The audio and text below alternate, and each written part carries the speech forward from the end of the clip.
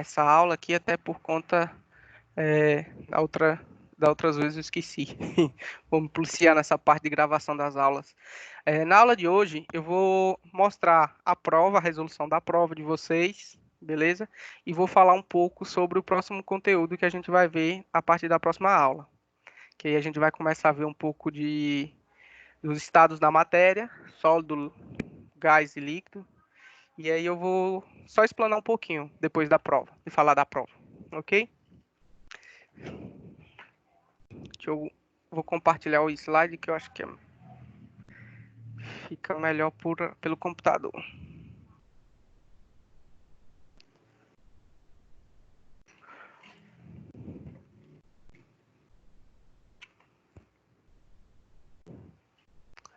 Estão conseguindo ver o slide, pessoal?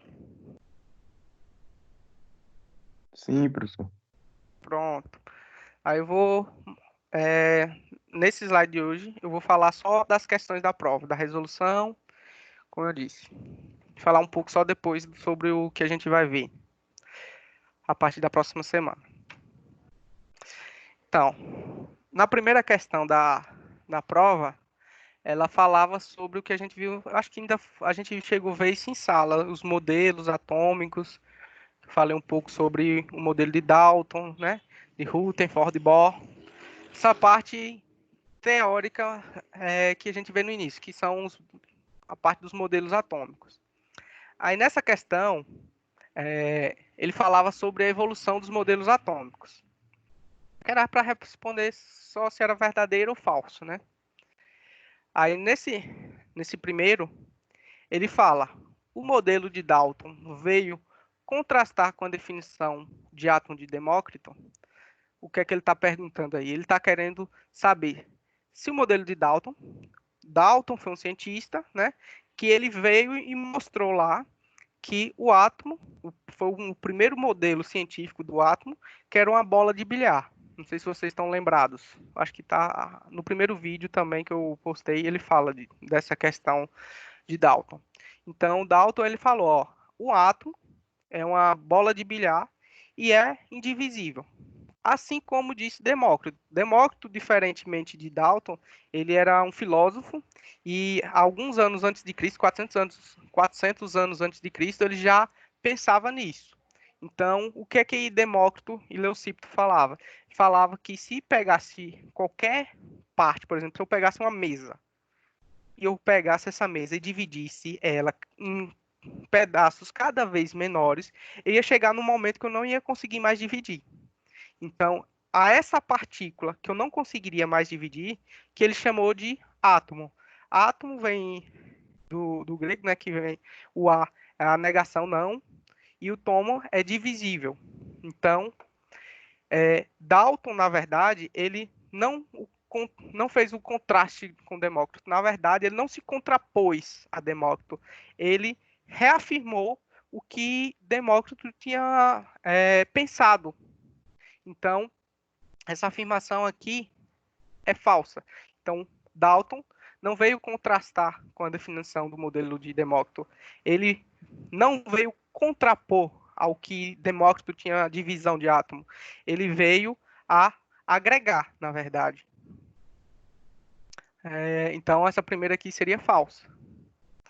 Na segunda, a utilização de partículas oriundas de radiação auxiliaram Rutherford a montar um novo modelo, no qual o átomo possuía prótons no núcleo e os elétrons circundando. Então, isso foi justamente o que Rutherford fez.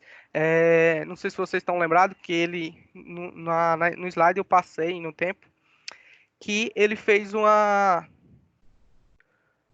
experimento onde ele usou radiação e ele viu que, de acordo com a radiação, a radiação interagia com as partículas e desviavam. Então, aí ele comprovou que existia um núcleo, né, no centro, e provavelmente existia partículas circundando esse núcleo. Só que mais tarde, para esse modelo de Rutherford ele ter validade, porque acontecia o seguinte, ele diz que existiam partículas positivas no núcleo e elétrons, que são partículas negativas circulando. Só que para esse modelo ter um efeito verdadeiro, imagine, vamos pensar em dois ímãs. Você tem um ímã com a carga positiva e um ímã com carga negativa. O que é que vai acontecer com esses dois ímãs? Eles vão tender, por conta das cargas serem diferentes, né? Uma positiva e outra negativa, eles vão tender a se aproximar. Então, ficava inválido esse modelo de Rutherford, já que como é que esse átomo ficaria estável se eu tenho cargas positivas no centro e cargas negativas circulando? Então, essas partículas provavelmente iriam se atrair e o átomo iria se desestabilizar. Então, para esse modelo de Rutherford ser válido, foi considerado também que no núcleo existiriam partículas neutras. E essas partículas neutras evitavam a repulsão dos prótons, porque os prótons têm cargas iguais, positivo com positivo. A gente sabe que se pegar um ímã e colocar a parte positiva com a parte positiva, elas vão se repelir, entendeu? Então, essas partículas que são as chamadas partículas neutras ou os nêutrons, eles evitam essa repulsão dos prótons e ainda evita que os elétrons caiam para seja atraído para o núcleo pelas essas cargas positivas. Então essa aqui é verdadeira. Então falso, verdadeiro, baseando no modelo de Rutherford, Bohr, porque na verdade Bohr, o modelo de Bohr, ele só pegou o que Rutherford tinha criado e ele pegou e melhorou. Por isso que alguns autores chamam até, em vez de ser modelo de Bohr, eles chamam de Rutherford Bohr, porque na verdade Bohr só pegou aquilo que já foi criado por Rutherford e melhorou. Então vamos lá. Bohr propôs que os elétrons na órbita podiam circular livremente entre as órbitas, evitando que o átomo colapsasse. Essa afirmação também é falsa. Por quê? Cada átomo, quando ele recebe os elétrons lá, cada elétron ele vai ter uma órbita por conta da sua energia. Ele não vai ficar circulando livremente entre órbitas. Ele pode até sair de sua órbita e ir para outra, que foi aquele efeito onde eu falei que quando você fornece energia para um átomo, um elétron ele pode saltar de uma órbita para outra. E ao retornar, ele vai emitir, vai gerar luz ou calor. Mas no modelo que Bohr propôs, cada elétron fica em sua órbita, que é justamente por conta da sua energia. Ele mantém sua energia.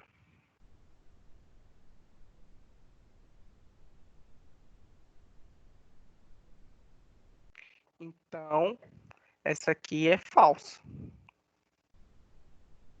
E a dualidade do elétron, que ele chama partícula-onda, revolucionou o entendimento do átomo, sendo que a função de onda de Schrödinger para o hidrogênio permitiu que muito fosse entendido sobre todos os outros átomos. Essa parte, sim, é verdadeira, porque no caso Schrödinger, ele viu que o elétron ele se comporta essa chamada dualidade, ele se comporta em forma de onda, que aí foi dado aquela parte dos orbitais, que cada orbital tem um nível de energia, entendeu? Então, aqui seria verdadeiro, esse aqui é o falso, verdadeiro, falso e verdadeiro. Salvo engano, seria a letra C. Mas acho que só teve um aluno que acertou ela. Eu também considerei os que os alunos acertaram. Se acertou um ou outro, eu considerei também. Não, quem não marcou a letra C não ficou zerado 100%. Essa questão. Na segunda questão, ele falava sobre os números quânticos, que também a gente viu ainda um pouco em sala e também quando começou essas aulas online.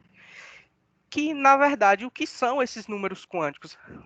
Quais são esses números quânticos? A gente tem o número quântico principal, o momento angular, o magnético e o spin, ok? Então, esses 4 números quânticos juntos, ele tem, cada um número quântico, na verdade, tem sua finalidade, e quando você junta esses números quânticos, nada mais, nada menos, eles vão informar qual a região que tem maior probabilidade de você encontrar um elétron. Então, é como se fosse um endereçamento de um elétron. Eu dei até o exemplo, por exemplo, aqui você pode pensar assim, como uma área muito maior, que aqui são os níveis de energia que cada átomo tem. No número quântico principal, você tem uma região muito grande. Então, vamos lá. Se eu quero endereçar uma pessoa, onde é que está uma pessoa? Aqui, por exemplo, no IRC. Vamos pegar a cidade como as eletrosferas, você tem várias eletrosferas, e quando você fala no principal, ó, ele vai estar em um bairro K, ou no bairro L, ou no bairro M, então você está restringindo a área, a área de procura, de busca, é uma área menor, entendeu? Então, vamos supor que cada elemento desse aqui, ó, do meu principal, K, L, M, N, O, P e Q, são bairros de uma cidade. Você tem uma cidade lá e a cidade é dividida em bairros. Chegou num bairro, você restringiu a área. Só que um bairro ainda é uma área muito grande. Então, você precisa diminuir. Então, os bairros são formados por casas. Então, aí você vem para o número quântico, momento angular, onde ele tem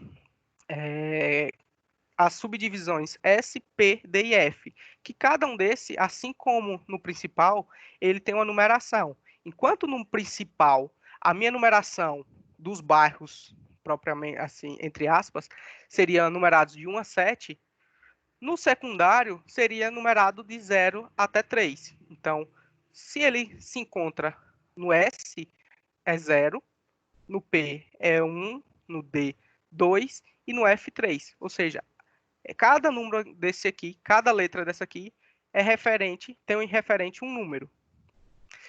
Pronto. Bairros, e cada bairro você tem casas, várias casas em um bairro. Vamos dizer que no bairro M, a pessoa pode estar na casa S, P, D e F, ok? Você supondo que está na casa P. Ainda você tem uma área um pouco grande. Então, o que é que o endereçamento faz? Restringir cada vez mais a área. Então, tentar diminuir mais essa área para achar o local que tem a maior probabilidade de encontrar. Então, vamos supor que aqui é o bairro, aqui é a casa, e o número magnético, ele faz referência a cada cômodo da casa. Então, na casa S só tem um cômodo, na casa P tem 3 cômodos, na D são 5 e na F são 7. Então, cada casa dessa vai ter uma quantidade de cômodos, ok? E esses cômodos, eles são numerados de 0 até 3 ou de 0 até -3. Vai depender de quê? Da casa que ele se encontra. Se ele estiver na casa S, a casa S ele só tem um cômodo, que é o magnético 0. Eu montei até uma piramidezinha no slide. Eu vou explicar, vocês vão entender na próxima questão, quem ainda tiver dúvidas. E no P vai ter 3, então ele vai ficar restrito ao -1, 0 e 1. O D vai ter 5, então vai ficar restrito do -2, -1, 0, 1 e 2. E o F vai ter o 7. Então, esse aqui seria a representação de todos os cômodos da casa F. E o spin, ele faz referência ao sentido do giro do elétron. Ou o elétron está girando, por exemplo, no sentido horário ou no sentido anti-horário. Então, se ele tiver em um sentido, é -1/2, e se ele estiver girando no outro sentido, +1/2, ok? Então, quais são os números quânticos?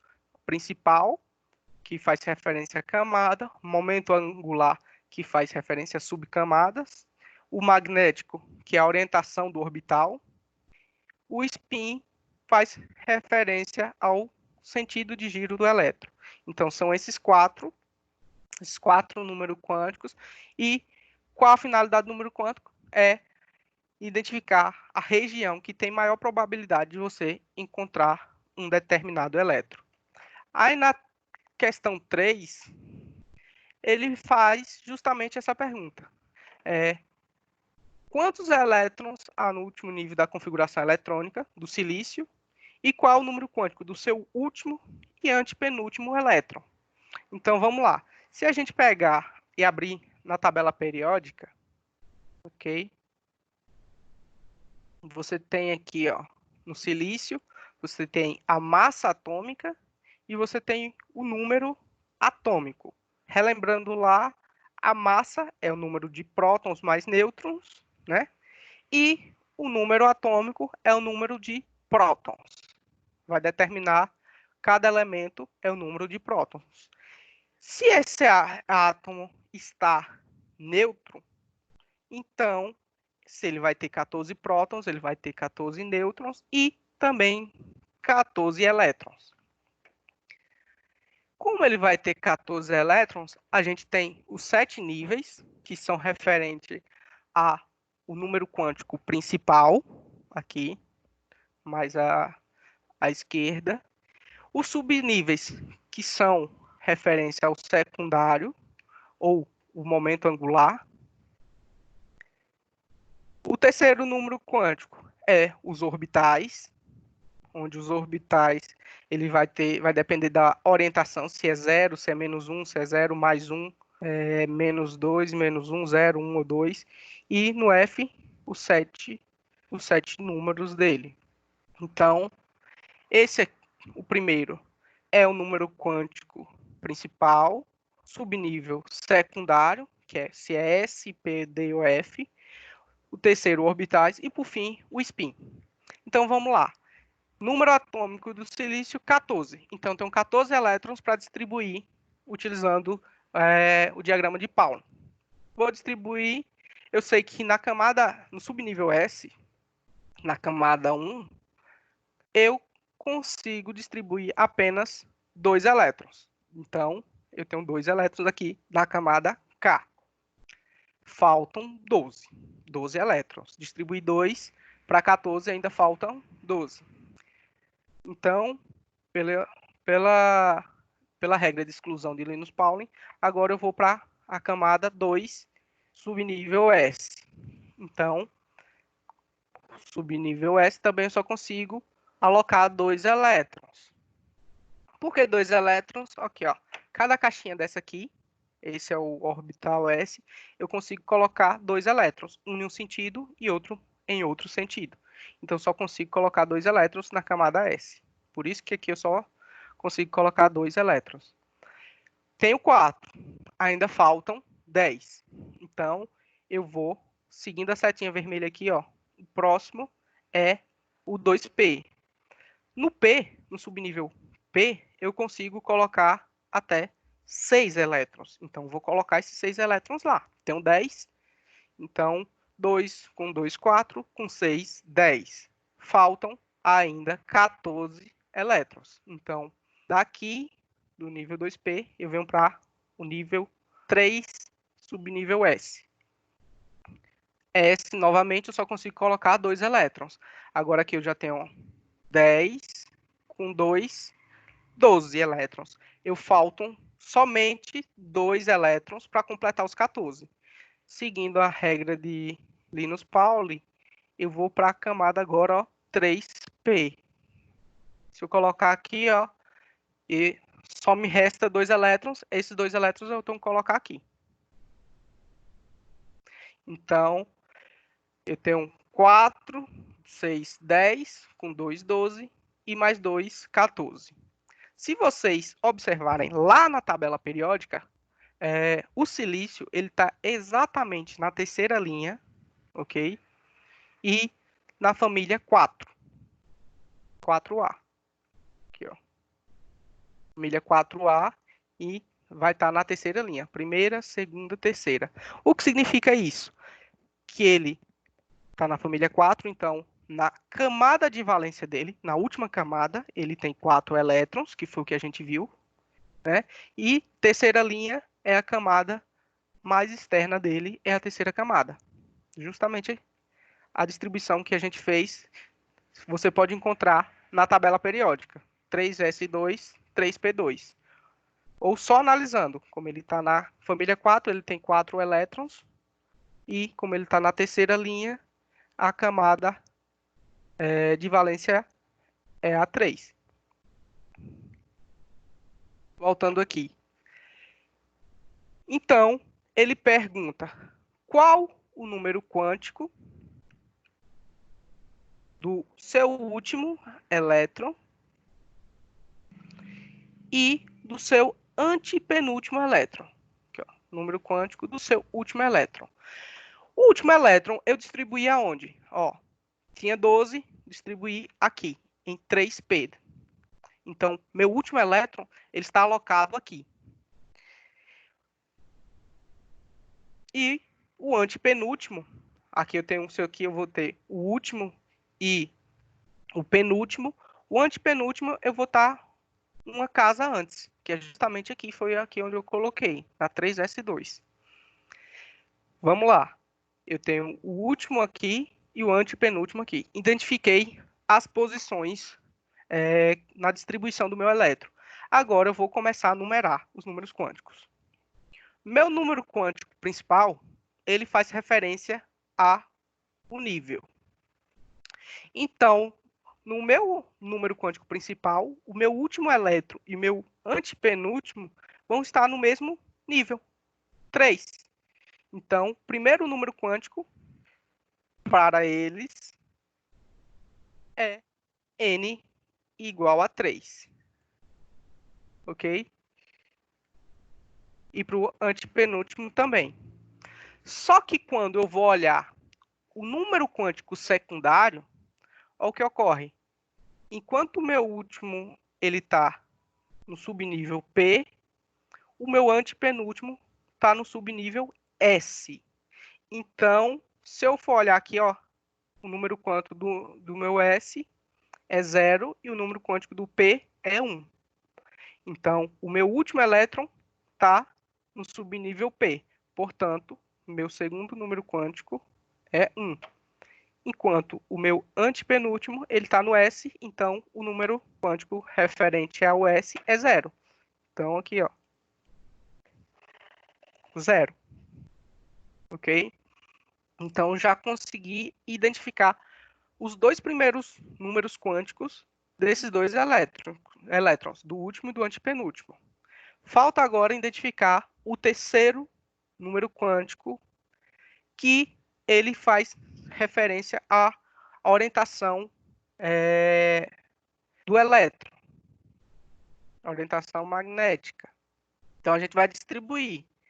No meu último, na minha última orbital aqui, ó, P, eu distribuí 2 elétrons. Então, vou aqui, ó, no P e vou distribuir 2 elétrons. 1, 2. Primeiro elétron, segundo elétron. Lembrando que eu distribuo primeiro um em cada caixinha e depois retorno preenchendo novamente no sentido inverso. Como eu só tenho 2 elétrons, então preencho dessa forma. Então, meu último elétron é esse aqui, ó. Né? É esse último carinha aqui. Logo, o meu terceiro número quântico, ele vai me informar onde está localizado qual a orientação dele. E ele está na caixinha de número 0. Tá vendo? Se ele fosse esse aqui, ele estaria na caixinha -1. Só que como é o último caiu na caixinha 0. Então, o meu terceiro número quântico para o último elétron é o número 0. E, por fim, eu preciso definir só o sentido de giro. Como ele está para cima, eu vou adotar aqui, ó, -1/2. Então, -1/2. Pronto, e acabou. Enderecei já o meu último elétron. Agora, meu antepenúltimo.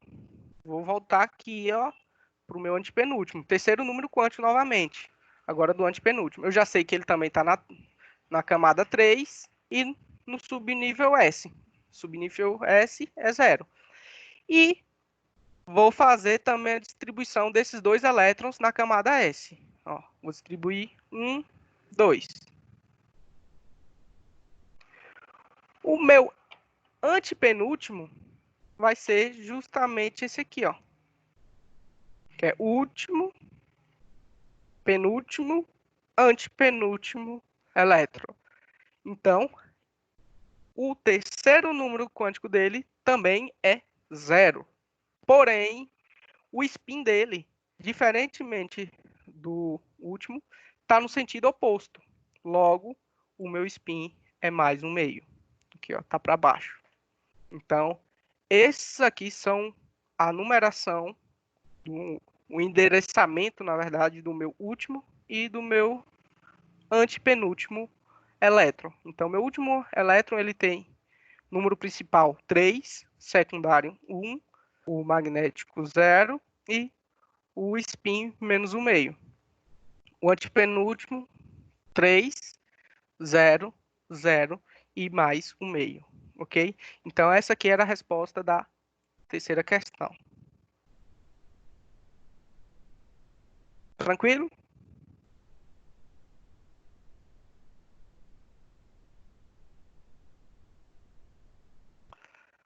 Pronto. Na quarta era uma questão teórica que ele perguntava quais são os tipos de interação intermolecular, quais são suas características, qual é a mais forte e qual é a mais fraca.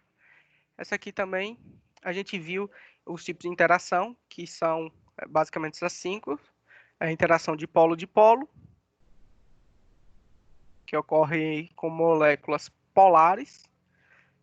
Ligação de hidrogênio, que é um tipo de ligação de polo, só que também ocorre com moléculas polares, só que quando essas moléculas polares estão ligadas a átomos de flúor, oxigênio ou nitrogênio, qualquer um desses três, então eles vão fazer ligação de hidrogênio. Então, toda vez que você tiver uma molécula polar, que esse hidrogênio vai estar ligado a flúor, oxigênio ou nitrogênio, esse tipo de ligação é chamado de ligação de hidrogênio. Interação íon-dipolo. Um exemplo prático quando você mistura o sal com água. Porque quando você dilui o sal em água, o NaCl, isso aqui eu expliquei, né?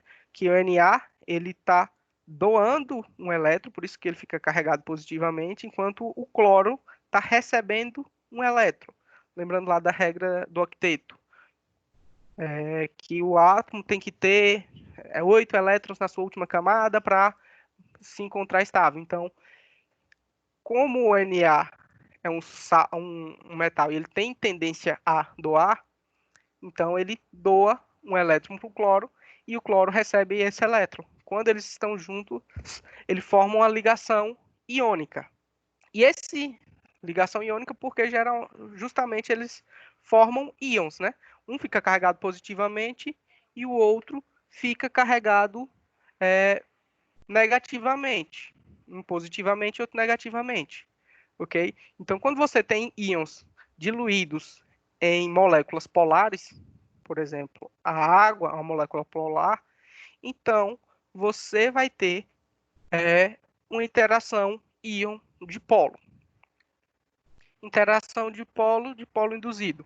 É quando você tem uma molécula que tem um dipolo, seja uma molécula polar, e ao se aproximar de uma molécula que não é polar, ela cria um dipolo induzido. Um dipolo chamado temporário também. Então, uma molécula que não é polar vai,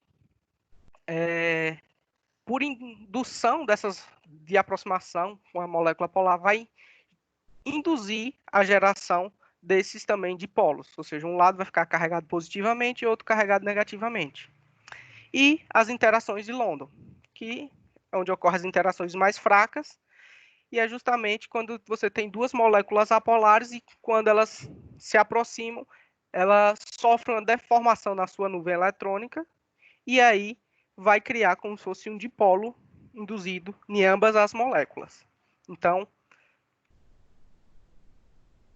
tanto a ligação de hidrogênio quanto a íon dipolo são bem fortes, são as mais fortes, essas duas. E a mais fraca é a interação de London, ok? Então, essa é a resposta também da quarta questão.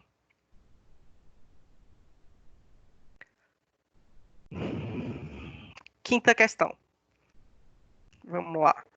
A quinta questão, ele fala sobre isótopos, né? Que a gente viu lá que a massa atômica dos elementos, ela, em geral, é composta pelo número de nêutrons mais o número de prótons, porque a massa dos elétrons são desprezíveis. Entretanto, quando nós temos isótopos, ou seja, elementos iguais, aqui, ó, ele tem o mesmo número de prótons, só que o número de nêutrons dele é diferente. Então, esse aqui vai ter 11, esse aqui vai ter 10. Então, dessa forma, eu tenho os chamados isótopos. Aqui eu tenho um boro 11 e tenho um boro 10. Como é que eu acho a massa atômica desses isótopos? A gente viu que só é fazer um somatório do produto entre a massa atômica desse cara, pelo percentual que ele é encontrado na natureza, mais a massa desse cara vezes o percentual que ele é encontrado na natureza. A abundância, a chamada abundância do isótopo na natureza. No neônio também. Então, para o boro, você vai fazer a massa dele, 11, vezes o percentual dele, 0,81, né? Porque aqui está em percentual, então só dividir por 100. Eu acho que a maioria pegou e fez isso, somou e depois dividiu por 100, está correto também, viu? Então, você vai pegar o 11, multiplicar pelo percentual, e a massa do segundo, 10 vezes o percentual. Você faz o produto primeiro, lembrando lá de matemática, né? Faz o produto, depois você soma, vai dar 10,801. Então, essa é a massa atômica do isótopo de boro. Para o neônio é a mesma coisa. Você tem 20, o neônio 20, com 90,48. Então, você vai fazer o produto dele pelo percentual e somar com a massa desse vezes o percentual e a massa desse vezes o seu percentual, que vai dar 20,18. Ok? Então, bem simples.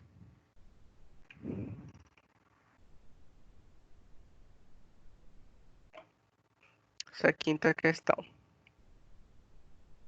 A sexta foi pulada na avaliação, como o Júlia verificou aí. Aqui era para ser a sexta, mas enfim, ficou como sétima, então trouxe para cá como sétima. Foi uma questão que eu cheguei até a resolver aqui em uma aula, onde a gente tem uma quantidade de mol para 5 mol de silício e a proporção de 3 mols, vezes 10 para 6 mol de silício. Isso aqui para o fósforo e isso aqui para o boro. E agora a gente viu que na literatura, para funcionar bem, tem que ter 10 ppm massa do dopante no silício. Da mesma forma, 100 quilos, adotar 100 quilos, poderia ser qualquer massa para adotar, mas vamos adotar 100 quilos. 1 ppm é uma parte por milhão, então se você tem 1 milhão de partes, por exemplo, aqui ó, 10 a 6 gramas, que é 1 milhão de gramas, 1 ppm é a mesma coisa de você colocar 1 grama em 10 a 6 gramas, ou seja,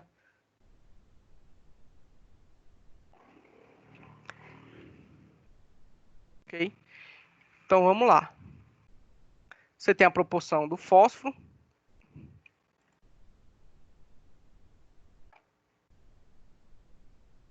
tem a proporção do fósforo e tem a proporção Aqui é a proporção do fósforo e aqui é a proporção do bóron no silício.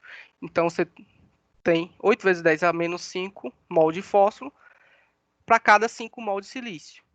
E você tem 3 vezes 10 a menos 6 mol de bóron para 6 mol de silício. Isso supondo um processo real lá, que essa é a quantidade real que está sendo adicionado na fábrica. Só que você quer verificar lá quanto é 10 ppm. Mesma coisa, você vai fazer a referência de 1 ppm para que é 1 grama em 1 vezes 10 a 6 e que 100 quilos, convertendo para deixar as unidades iguais, então convertendo quilo para grama é 1 vezes 10 a 5 gramas. Unidade, acho que vocês estão bem tranquilos, vendo muito em física, física 1, física mecânica. E fazendo a mesma coisa, proporção. Ó, se você tem 1 grama em 1 milhão de gramas, isso aqui é 1 ppm, quanto é que você tem que ter de gramas em 100 quilos, que é 1 vezes 10 a 5. Então, aqui, só multiplicar os extremos aqui, ó, que aí você vai ter que 1 ppm é 0,1 gramas em 10 quilogramas. Ah, mas eu não quero 1 ppm, eu quero 10 ppm. Se você sabe que 0,1 grama é 1 ppm, então só multiplicar por 10, né? Isso aqui é 1 ppm, 10 ppm é multiplicar 0,1 vezes 10, ou seja, 10 ppm equivale a 1 grama em 100 quilos. Então, se você pesar 1 grama em 100 quilos e jogar lá em 100 quilos, você vai ter agora 10 ppm. Então, essa é a massa aqui que você tem de referência, que é 1 grama. Vamos agora utilizar a massa molar do fósforo. Onde é que eu acho essa massa molar? Você vem aqui, ó, na tabela periódica, aqui, 30,9, aproximadamente 31. Pode arredondar. 31 gramas por mol. Então, se você tiver 1 mol de moléculas, lembrando lá do número de Avogadro, então você tem, se você tiver 1 mol, que é 6,022 vezes 10 a 23 moléculas de fósforo, você tem 1 mol, e cada mol você tem 31 gramas, ou seja, se 1 mol eu tenho 31 gramas, em 1 grama, que são 10 ppm, que é o que eu preciso, né? Que foi a massa que eu achei aqui, ó. Eu preciso de 1 grama de fósforo para adicionar lá no meu 100 kg de silício. Se eu sei que 31 gramas equivale a 1 mol, 1 grama, que é o que eu preciso pesar para jogar no silício, é quantos mols? Aí, multiplicar aqui, ó, 31 vezes x, vai ficar 31x é igual a 1 grama vezes 1 mol, que é igual a 1. Então, 31 está multiplicando x, ele vai passar dividindo 1. Então, vai ficar dessa maneira. 31 vezes x, 31 está aqui, só que na hora do cálculo, 31 vai passar dividindo. Está multiplicando, vai passar dividindo. Então, eu vou ter 1 sobre 31, que vai ser equivalente a 0,03226 mol. Então, se você pesar 1 grama de fósforo, você tem equivalente a 0,032 mol. Ok? Então, essa é a massa, essa é a quantidade de mols de 1 grama de fósforo. Para o silício, o cálculo foi exatamente o mesmo, não muda. Você tem, vamos olhar, ó, da mesma forma, o silício, se você pegar a tabela periódica, a massa atômica dele é 28, então você tem 28 gramas é igual a 1 mol. Se você pesar 28 gramas de silício, você tem exatamente 1 mol. E se você tiver 100 quilos, que é 1 vezes 10 a 5 gramas, quantos mols você vai ter?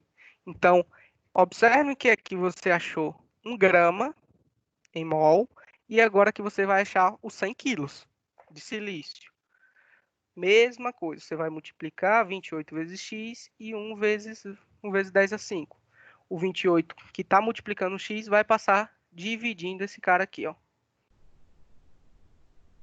Então, você vai achar 3,57 vezes 10 a 3 mols.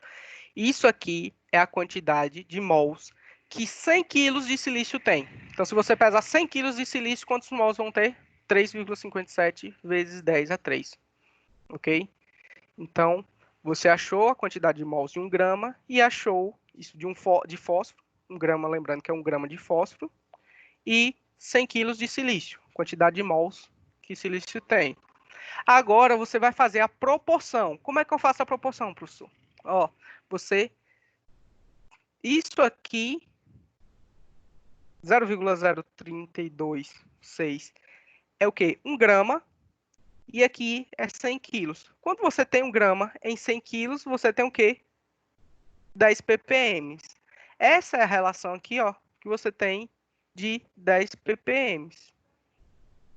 Então, se eu tenho essa relação aqui, ó, essa relação aqui são 10 ppm. Aqui é 1 grama, isso aqui equivale a 1 grama, quando convertido para mol, isso aqui equivale a 100 quilos. Então, se eu tenho 1 grama em 100 quilos, isso aqui equivale a 10 ppm.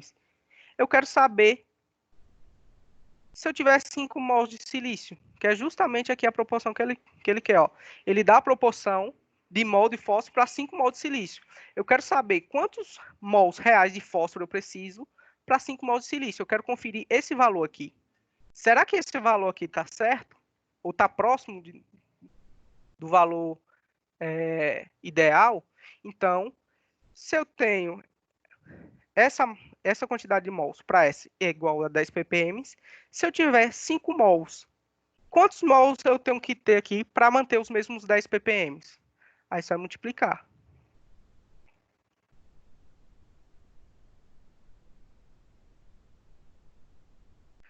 Multiplicar aqui, ó, esse vezes esse e esse vezes esse. Você vai dividir esse produto por 3,57 vezes 10 a 3. Então, você vai multiplicar 0,03226 vezes 5 e dividir por esse valor. E aí vai encontrar 4,5 vezes 10 a menos 5 mol de fósforo. Então, esse valor aqui, ó, x, é 4,5 vezes 10 a 5, ok? Então, esse valor aqui, ó, é aqui, representa x. Então, toda vez que você tiver 4,5 vezes 10 a menos 5, você vai ter 5 mol de silício. Então, essa é a proporção que você quer. Se você observar agora, isso aqui é o ideal que a gente calculou. Essa outra aqui, que a questão dá, é o real. Seria o que está sendo colocado lá no processo. Se você olhar a grandeza, ó, é de 10 a menos 5. A 10 a menos 5. Ele tem um pequeno erro, porque é 8, 4,5. Vai ter um pequeno erro, mas só que em ordem de grandeza, 10 elevado a menos 5 e é 10 elevado a menos 5. Então, a ordem de grandeza está próxima, ok? Para o boro, fazer a mesma coisa. Você acha quanto é 10 ppm, da mesma forma, que é 1 grama também.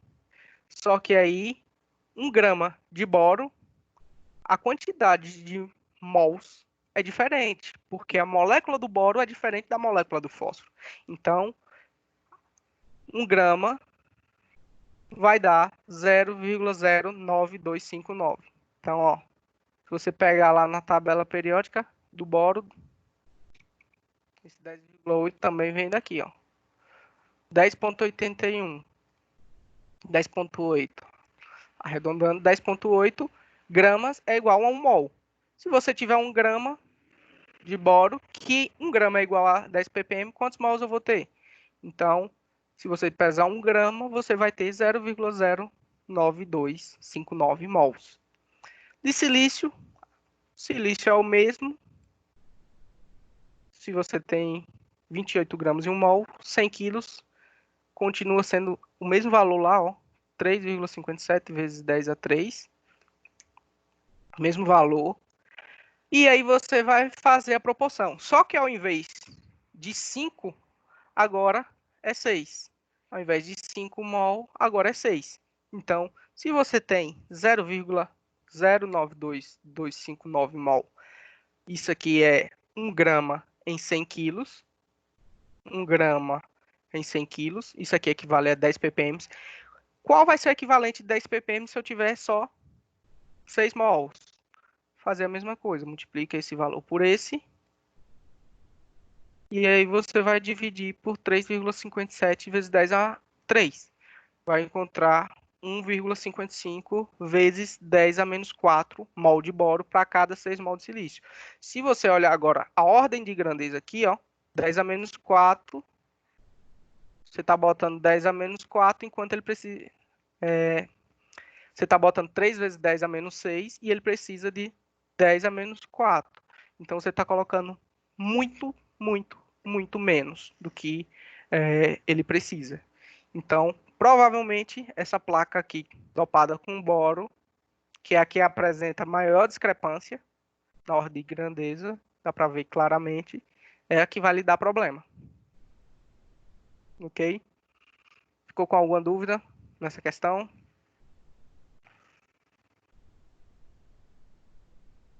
Só questão de fazer as proporções, achar quanto equivale 10 ppm, depois converter isso para mols, tanto para o dopante quanto para o agente, que é o silício, e depois fazer a proporção quando ele estiver na proporção de 6 mols.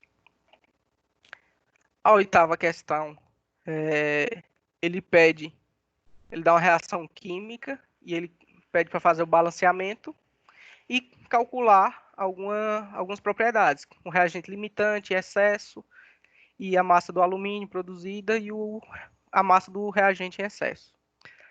Nessa questão aqui, a primeira coisa que a gente tem que fazer para poder responder é balancear. Balancear, como a gente viu na aula, é colocar a mesma quantidade de átomos que eu tenho de um lado, eu tenho que ter do outro lado. Então, se eu tenho XNA aqui, eu tenho que ter a mesma quantidade de Na do outro lado. Aqui, ó, Na2. Na2 são 2 moléculas de sódio juntos. Eu tenho 3 moléculas dessas. Se eu tenho 3 moléculas, cada molécula é um par de Na, então eu vou ter 6 moléculas de Na. Aqui, ó. Então, aqui ele está me informando que eu tenho 6 moléculas de 6 átomos de sódio, ok? Então, qual o valor que eu tenho que substituir em x? 6. Então, já achei o valor x, ó, 6. Então, desse lado aqui, eu já sei que esse x me vale 6. Balanceei. Agora, eu vou determinar qual reagente limitante quando eu tenho 10 gramas, 10,2 gramas de sódio e 12 gramas de óxido de alumínio. Isso aqui, pessoal, vocês foram lá para o laboratório, pesaram 10,2 gramas de sódio, 12 gramas de óxido de alumínio e estão fazendo essa reação química para gerar o alumínio puro. Você está tirando esse O3 aqui, essa molécula de O3, do sua molécula de alumínio, ok? Então, como é que você vai fazer essa separação? Dessa forma, pesando isso aqui. Essa é a reação química. Então, eu quero saber qual o reagente que vai limitar essa reação. Qual o reagente que vai determinar o limite dessa reação? E qual é o que vai ficar em excesso? Qual que você colocou a mais? Voltando para a reação aqui, eu tenho 6Na. Então, primeira coisa que eu tenho que fazer é calcular a massa molar desse óxido de alumínio. Que eu tenho 2 moléculas de alumínio, então 2 vezes 27, e 3 de oxigênios, vezes 3. Então, quando eu somo isso aqui, vai dar a massa molar do meu óxido de alumínio, que é 102 gramas por mol. Ok? Então, achei a massa molar do meu óxido de alumínio e também já tem uma massa molar do meu sódio, que é 23. Onde é que eu acho essas informações?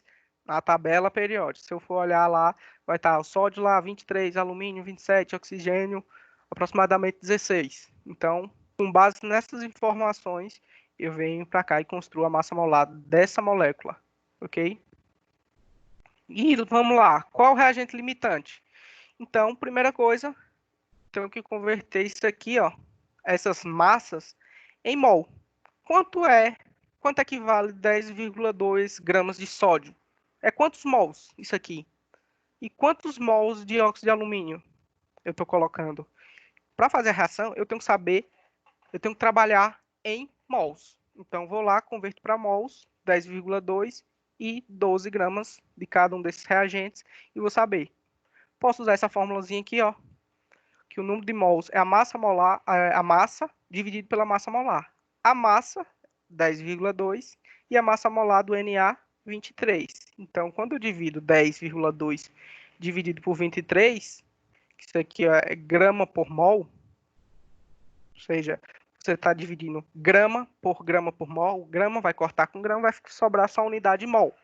Então, você vai ter aqui, ó, 0,443. Então, você está dividindo a massa pela massa molar. Você acha o quê? A quantidade de mols, que equivale a 10,2 gramas. Então, toda vez que você estiver pesando 10,2 gramas de sódio, quantos mols vão ter? 0,443. Então, essa é a quantidade em mol do sódio. Mesma coisa você vai fazer para o óxido de alumínio. Você tem a massa de 12 e você achou aqui que a massa molar do óxido de alumínio é 102. Então, só dividir 12 dividido por 102, você vai achar que é 0,118 mols. Então, 12 gramas de óxido de alumínio é quantos mol? 0,118. Ok? Então, você achou a quantidade de mols dessa massa e você achou a quantidade de mols dessa massa. E agora você vai verificar qual é o que está em excesso. Como? Vamos olhar para a reação aqui, ó. Eu tenho 6 mols de Na. Na minha reação, a ordem da minha reação é o seguinte. Eu tenho 6 mols de Na reagindo com 1, quando eu não tenho número aqui, é 1 mol de óxido de alumínio. Então, se eu tenho 6 mols reagindo com 1 mol de óxido de alumínio, essa é uma das maneiras de fazer. Teve aluno que respondeu por massa. Tranquilo, viu? Essa é 6 mols para 1 mol de óxido de alumínio. Se você tiver 0,443, na verdade você tiver não, você tem 10 gramas, 10,2 gramas, que equivale a 0,443 mols. Quantos mols você vai precisar aqui para manter essa proporção? Ó, explicar de uma maneira bem simples. Todo mundo já viu alguma reforma em casa que o cara vai lá, o pedreiro bota cimento e areia. E tem uma proporção certa. Vamos supor aqui, ó, para cada 6 sacos de areia, você coloca um de cimento, ok? Se você tem 6 sacos de areia, você bota um de cimento. Se você só tem 0,443 sacos de cimento, quanto é que você vai precisar de areia? Você precisa quanto de cimento? Entendeu? É a mesma coisa que ele está fazendo aqui, ó. Você não tem 6 mols, você só tem 0,443. Quanto é que você precisa aqui? Então aí você vai calcular quanto é que você tem que ter aqui para reagir justamente nessa proporção, de 6 para 1. Então, multiplicando aqui, ó, ou simplesmente dividindo 0,443 dividido por 6, aí você vai achar que esse x aqui, para manter essa proporção de 6 para 1, você precisaria de 0,0738 mols. Ora, se você precisa só de 0,0738 e você tem aqui, ó, 0,11, logo, o seu óxido de alumínio está em excesso. Você precisa de muito menos. Lá na obra, se fosse na obra, você precisa de 6 sacos de areia para 1 de cimento. Então, você tem só 0,443 sacos de areia.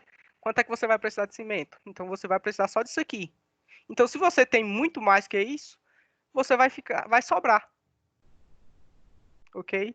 Então, a quantidade de mols de óxido de alumínio que você necessita é muito menor do que você tem. Ah, professor, e se eu fizer o inverso, vai dar certo? Por isso que eu botei aqui, ó. Ou você pode fazer o inverso também, ó. Eu peguei e fiz a comparação do DNA, mas você poderia também fazer o contrário. Se você tem 6 mols e precisa de 1 mol de óxido de alumínio, se você tem 0,118 mol, quanto você precisaria de Na? Se você for calcular, você vai ver, ó, você precisa de 0,78. Só que o valor que você tem aqui, ó, é baixo. Você tem muito mais óxido de alumínio, então você precisaria de muito mais Na, só que você tem um valor muito inferior. Então, logo, o óxido de alumínio é o seu reagente em excesso. E o sódio é o reagente limitante, ou seja, o que você tem menos. Ó, o valor que você achou aqui foi muito maior do que você tem. Então, você precisaria adicionar mais, se fosse para manter a proporção. Então, daqui, a gente tira que o reagente limitante é o óxido de alumínio e o sódio é o reagente limitante, o óxido de alumínio é o reagente em excesso. Pois para 0,443, que é um 3, mol de sódio, necessitamos apenas de 0,078 mol de óxido de alumínio. Assim, o excesso é de 0,042 mols de óxido de alumínio. Ou seja, o quanto você tem, 0,118, com o que você necessita. Então, essa diferença é o que está em excesso. Então, de cara, você já respondeu umas 2 questões dessa oitava. Aí ele pergunta, qual a massa produzida de alumínio? Então, aqui, se a gente olhar a reação, você precisa de 6 mols de óleo. Você vai fazer o cálculo com base no seu reagente limitante. Qual é o seu reagente limitante? O sódio. Ok? Se você precisa de 6 mols de sódio para formar 2 mols de alumínio aqui, ó, ele pergunta qual a massa de alumínio produzida, então você tem que achar a massa desse cara aqui. Se você tem 6 mols de sódio e forma 2 mols de alumínio, só que, na verdade, você não tem 6 mols de Na. A gente viu lá que 10,2 gramas equivale a 0,443 mols. Então, quanto é que eu vou gerar desse lado aqui? Sendo que eu só tenho 0,443 para manter essa proporção. Deixa eu fazer a divisão aqui, ó. Multiplicar 0,44 vezes 2 e dividir por 6. Eu vou achar 0,148 mol. Então, esse X aqui é equivalente a isso aqui. Então, toda vez que você tem 6 mols, você vai gerar 2. Então, se você tem 0,443, você vai gerar aqui 0,148 mol de alumínio. Só que ele pergunta a massa. Como é que eu acho a massa? Só é multiplicar a quantidade de mols pela massa molar. Onde é que eu acho a massa molar novamente? Lá na tabela periódica. Então, vai dar 3,99 gramas. Então, 0,148 mol de alumínio equivale a 4 gramas de alumínio. Então, para cada 10,2 gramas de sódio na sua reação, ok? Você vai estar gerando 4 gramas de alumínio. Aí ele pergunta, qual é a massa, na letra C, ele pergunta na letra C, qual é a massa do reagente em excesso que permanecerá sem reagir no final? A gente calculou aqui já a diferença, que é 0,0442 mols de óxido de alumínio. Então, essa diferença aqui, só é multiplicar pela sua massa molar, 102. Então, eu pego a sobra do óxido de alumínio, que é o que vai ficar em excesso, que não vai reagir, e multiplico pela massa molar dele, 102. Vai dar aproximadamente 4,5 gramas. Ok? Então, letra C, você vai pegar a quantidade de mols em excesso vezes a massa molar dele. A nona e última questão, ele mostra uma reação de queima, de combustão, do etanol com o oxigênio, gerando CO2 e água, né? Aí ele pergunta qual das afirmações aqui é verdadeira. Então, na letra A, ele afirma, foram utilizados 9 mols de oxigênio. 9 mols de oxigênio. Ele dá massa aqui, ele não dá massa de oxigênio, mas ele dá o volume do gás. 156,8 litros de oxigênio. E aqui, na própria questão, ele fala, ó, que um mol de gás ocupa 22,4 litros. Então, se você tem 156 e você sabe que cada mol ocupa 22,4, só dividir. 156,8 litros dividido por 22,4 litros por mol. Então, você vai encontrar que, na verdade, esses 156,8 litros de oxigênio não equivale a 9 mols, e sim a 7. Então, a letra A é falsa. Na letra B, ele pergunta, o etanol foi utilizado como reagente limitante. É verdadeira. Agora, por quê? Se a gente for observar aqui, ó, eu tenho 1 mol de etanol, novamente, quando eu não tenho número algum, é 1, e 1 mol de etanol reage com 3 mols de oxigênio, ok?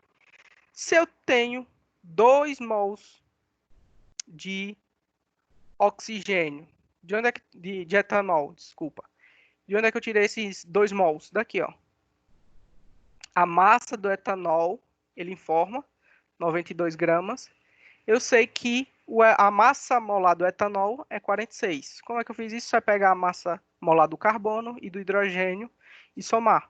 Quando você soma aqui, carbono 12, com 3 hidrogênio, com mais um carbono, com mais 2 hidrogênio, com 16 do oxigênio, com mais um do hidrogênio, somar tudo vai dar a massa molar de 46. Ou seja, 46 gramas por mol. Se você tem 92 gramas, mesma coisa, dividir a massa que você tem pela massa molar. Foi exatamente o que a gente fez na questão anterior. A gente achou que essa massa de etanol equivale a 2 mols. Então, se você tem na reação, na sua reação química aqui, 1 mol reagindo com 3, quando você tiver 2, não precisa nem calcular, né? Se 1 com 3, né, precisa de 3, 2 vai precisar do dobro. Então, vai ser 6 oxigênios, 6 mols de oxigênios.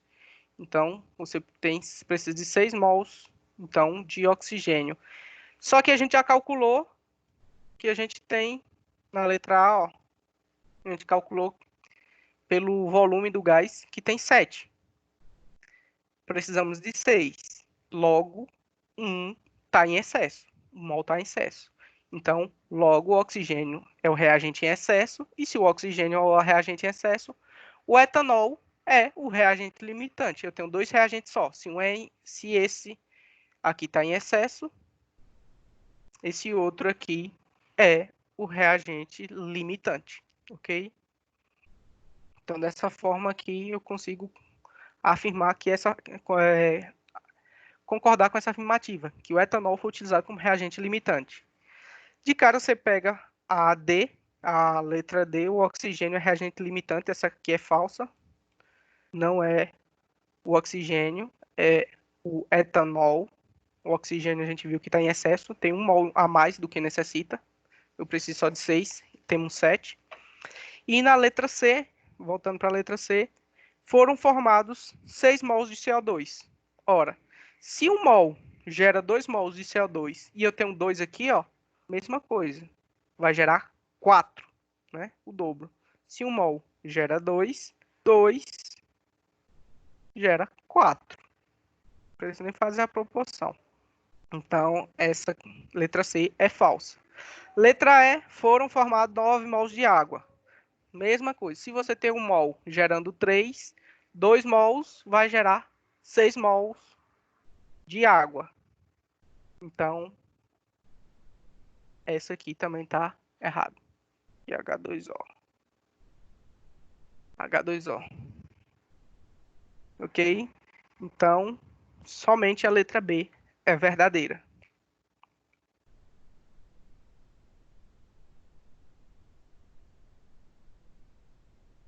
Ok, pessoal? Eu vou parar aqui a gravação para salvar esse vídeo e o pessoal que tiver dúvida dá